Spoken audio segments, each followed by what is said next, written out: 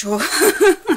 Désolée d'ailleurs pour la luminosité, si elle est pas ouf ouf, mais on crève de chaud et j'ai absolument pas envie d'ouvrir le volet. Bonjour à tous, aujourd'hui on se retrouve pour une vidéo où on va s'attaquer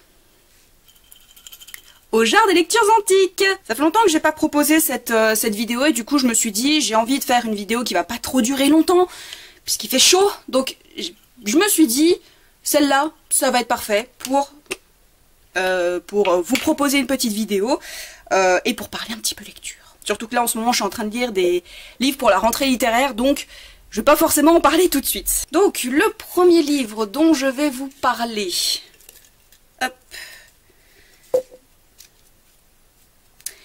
il s'agit du Cercle littéraire des amateurs d'épluchures de patates. Donc le premier livre qui est plutôt pas mal pour la saison, hein, parce que franchement pour l'été c'est vachement chouette de lire le Cercle littéraire des amateurs d'épluchures de patates de Mary-Anne Shaffer et de Annie Burroughs.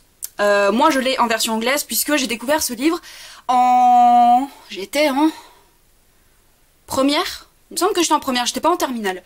Et ça a été un réel coup de cœur. J'ai étudié ce livre dans mon cours d'anglais, voilà. Et j'ai adoré ce bouquin.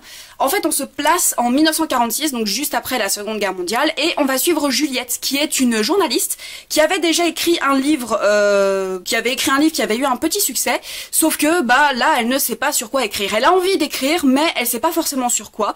Et par un concours de circonstances, elle va découvrir l'île de Guernesey, qui est une île anglaise, mais qui a été occupée par les Allemands pendant la Seconde Guerre mondiale.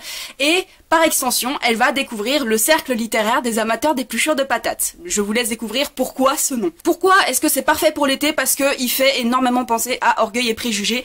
Alors non pas avec les caractères des personnages, il n'y a pas un monsieur Darcy qui est insupportable au début du roman et qui devient tout doux comme un agneau à la fin, mais c'est plus...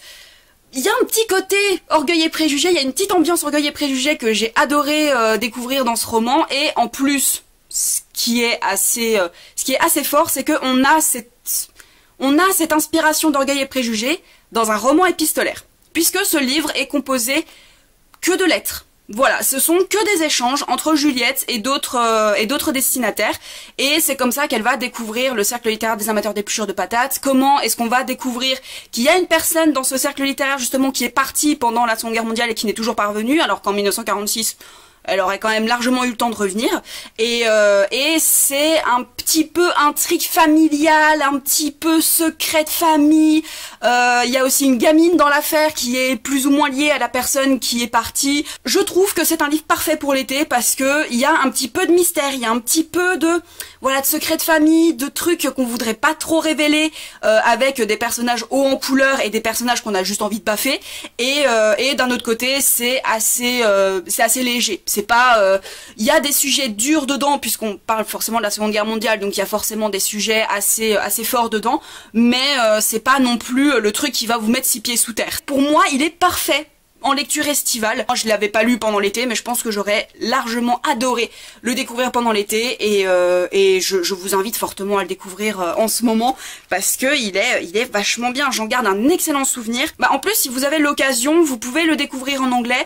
C'est... Moi, bon, en même temps, c'était il y a 10 ans, donc j'avais un niveau d'anglais un petit peu plus, pas forcément développé, mais disons que je le pratiquais un peu plus souvent, donc voilà, ça aide, hein. Mais j'avais pas eu énormément de difficultés à le lire, c'est assez facile à comprendre, donc si vous avez envie de découvrir l'anglais, peut-être le lire en anglais, ça peut être intéressant pour pratiquer un peu l'anglais. Sinon, il existe dans une version...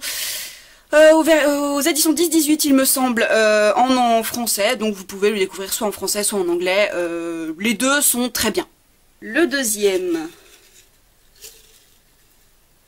Ah, j'ai beaucoup trop de papier dans les doigts. Il s'agit de La fille qui avait bu la lune, dans un côté un peu plus jeunesse et un peu plus fantaisie. C'est La fille qui avait bu la lune de Kelly Barnhill. J'ai découvert ce livre lors de la première édition du PLIB, donc du prix littéraire de l'imaginaire de Booktubers App. C'était un de mes gros coups de cœur au moment où je l'ai lu, et il y a là aussi une ambiance que je ne pensais pas retrouver, et c'est une ambiance Ghibli. Et vous connaissez peut-être pas mon amour pour Ghibli, mais c'est un studio d'animation que j'aime énormément. Les films de Miyazaki, c'est à chaque fois, ils me transportent et je redeviens une gamine à chaque fois. Même si ce sont pas des films pour enfants, hein. Vous pouvez regarder Ponyo, mais si vous emmenez des enfants, regardez Le vent se lève, par exemple. Ça sent le vécu, non? Donc, je vais vous parler de ce livre. En fait, on est dans un village perdu au milieu de la forêt où chaque année... oui, c'est ça. Chaque année, il y a un enfant qui est abandonné puisqu'ils sont persuadés qu'en fait, il y a une sorcière qui menace de les attaquer si jamais ils n'abandonnent pas d'enfant, et ils sont persuadés que la sorcière va le manger ou faire quelque chose d'horrible avec ce bébé. Sauf que, eh ben, on va donc découvrir une petite fille qui va être abandonnée dans la forêt et par son biais, on va découvrir qu'en fait la sorcière ne mange absolument pas les enfants, elle comprend même pas le délire des villageois, elle est en mode mais pourquoi ils abandonnent des bébés à chaque année. En fait, elle récupère les bébés, elle les emmène dans un autre village pour qu'ils soient élevés et pour qu'ils aient une vie en dehors de la forêt. Sauf que cette année-là, donc c'est cette petite fille, je sais pas si son nom est décrit dans la 4e de couverture, puisque j'ai un horrible... Je me souviens jamais des noms, Luna. Donc c'est une petite fille qui va être abandonnée cette année-là, qui n'a pas de prénom au début, mais qui va se faire prénommer Luna. Pourquoi Luna? Parce que simplement la sorcière va très vite s'attacher à cette petite fille, elle va très vite se poser la question est-ce qu'elle va la garder ou pas. Et en fait, elle a une petite tradition qu'elle donne à ses enfants, justement, qu'elle emmène, qui sont abandonnés. Elle leur fait boire un petit peu de la lune. Et en fait, cette année-là, sur Luna, elle va boire un peu trop de lune, justement. Elle va un peu trop boire de lune et elle va avoir des pouvoirs. Et la sorcière va se dire c'est impossible que j'allaisse au village parce que voilà, cette petite fille va avoir des pouvoirs, il faut qu'il y ait quelqu'un pas forcément pour l'entraîner, mais en tout cas qui lui apprenne à maîtriser ses pouvoirs, et du coup elle va la garder. Et on va suivre du coup cette petite fille qui va vivre, qui va grandir avec cette sorcière qu'elle va considérer comme sa petite mamie, et on va en parallèle suivre des histoires au niveau du village, puisque le village, il y a de sacrés méchants dedans, pour ne pas dire autre chose. Ah, ce livre, qu'est-ce que je l'avais aimé au moment où je l'ai lu, je l'avais vraiment adoré. Comme dit, il y a vraiment une ambiance Ghibli avec des créatures qui sont hyper étranges, mais qui sont hyper mignonnes d'un autre côté. Il y a aussi toute cette intrigue un peu féministe aussi, puisque il y a il y a une personne qui est enfermée dans le village, et je vous laisse deviner le genre de cette personne. Et c'est... il y a vraiment tout plein de petites intrigues comme ça qui vont ensuite mener Luna à découvrir son passé et ses liens avec justement ce village. C'est vraiment une petite lecture vraiment adorable. C'est un livre jeunesse, mais vous pouvez largement le lire comme un conte en étant adulte. Et ouais, c'est clairement un conte de fées. Et il est vraiment chouette. Franchement, il y avait peut-être quelques petites longueurs à un moment donné, mais elles sont vite passées dû à l'atmosphère et dû voilà, à l'ambiance qui se dégage de ce roman. Il est vraiment chouette. Franchement, que ce soit pour les enfants ou pour les adultes, vous pouvez le lire, il est vraiment chouette. Et je dirais quand même enfant... je dirais quand même à partir de 12 ans, hein, parce que il est quand même assez gros. Il fait combien? Il fait 362 pages. Je dirais quand même, ouais, à partir de 12 ans, c'est pas mal. Et le troisième... bon bah, ça va être celui-là. Il s'agit de Avant d'aller dormir. Et enfin, on va découvrir... Je vais vous parler du premier thriller que j'ai lu de ma vie. Donc le troisième livre, c'est Avant d'aller dormir de S.J. Watson, que j'ai découvert, alors, je crois que c'était à peu près à la période où il est sorti, donc en 2011. Ça ne nous rajeunit pas. Je venais de commencer mes études supérieures à ce moment-là, et je l'ai lu assez rapidement, celui-ci. Et comme dit, c'est le premier thriller que j'ai lu de ma vie. Alors dans ce livre, on va rencontrer, comment qu'elle s'appelle déjà ? Christine. On va rencontrer Christine qui se réveille tous les matins en étant persuadée qu'elle a 20 ans, enfin dans la vingtaine quoi. Et quand elle découvre son reflet dans le miroir, elle se découvre beaucoup plus vieille qu'elle ne pense ne l'être. C'était très français ce que je viens de dire. Elle se découvre plus vieille que ce qu'elle pense et en fait elle découvre tous les matins qu'elle a 47 ans.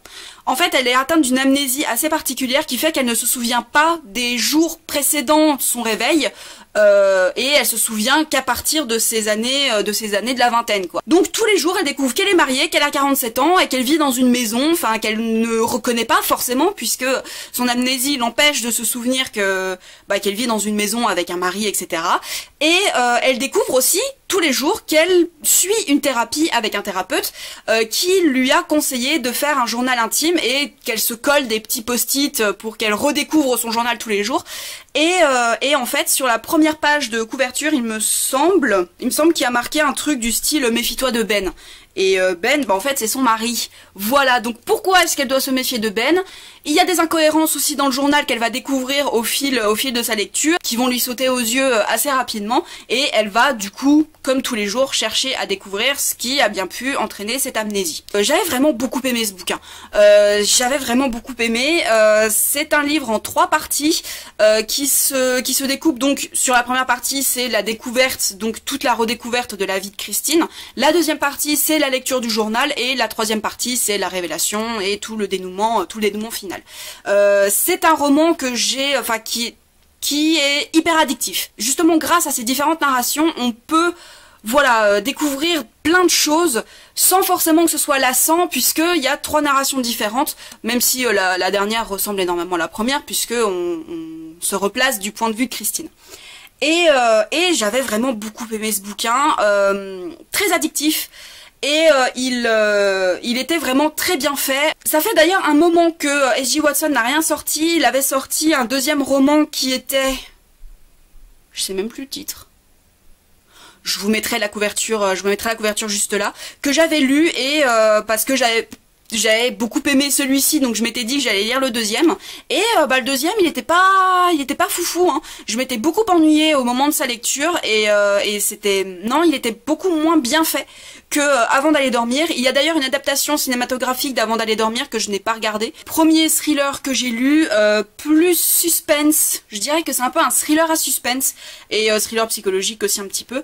Mais en vrai, j'en ai découvert d'autres qui sont aussi bien, voire mieux que celui-ci, mais ça a été une bonne découverte en tout cas pour rentrer dans le monde du roman policier. Ça a été une bonne porte d'entrée en tout cas, parce que c'était pas compliqué à comprendre, c'était assez bien écrit, assez addictif, avec justement ce côté point de vue de Christine. Ensuite, avec son journal intime, on avait vraiment l'impression de d'être avec elle en fait pour découvrir son mystère et découvrir ce qui se passait autour d'elle. Donc voilà, je dirais que c'est pas le plus grand roman policier jamais écrit, mais ça a été une bonne porte d'entrée en tout cas pour moi dans le monde du roman policier. Cette vidéo est maintenant terminée et j'espère qu'elle vous aura plu. N'hésitez pas à me dire en commentaire si vous avez lu un de ces livres, ce que vous en avez pensé, si peut-être vous avez envie de les découvrir, et quels sont vous aussi les reliques de votre bibliothèque. Si vous avez envie de parler d'un livre que vous avez lu il y a longtemps, ça peut toujours agrandir ma wishlist, hein, on va pas se mentir. Je vous souhaite une très bonne journée et de très belles aventures au pays des pages.